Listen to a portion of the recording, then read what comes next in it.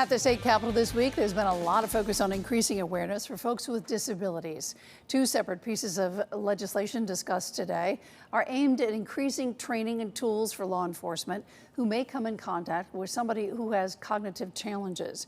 News 8 investigative reporter Jeff Dedarian is live in Watertown with more on the story. Jeff. Hey there, Ann. We're live at Watertown Police Headquarters, and officers here are already familiar with blue envelopes like this one.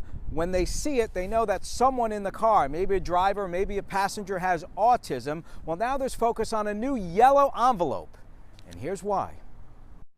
Christine Foressa of Watertown knows how critical communication is. The words, the tone, she lives it every single day with her 14-year-old son Dominic, who has autism. That's why she's such a big proponent of the yellow envelope legislation being discussed at the state capitol. This mom already has the blue autism envelope in her car for emergency responders.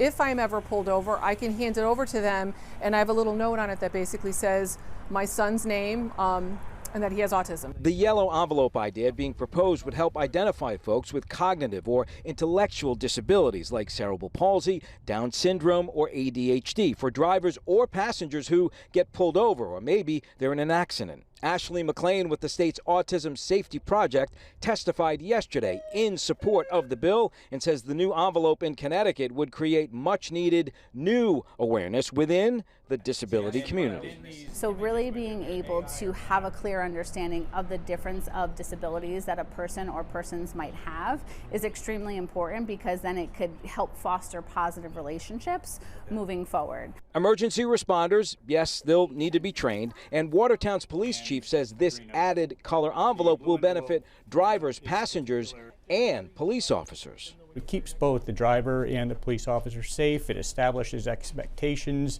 and I think just would make the interaction go a lot smoother.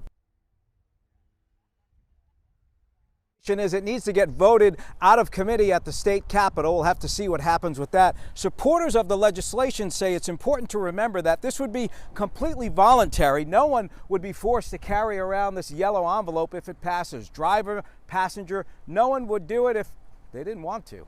We'll see what happens. We'll watch it for you, of course. We're live in Watertown tonight. Jeff Dedarian, News 8.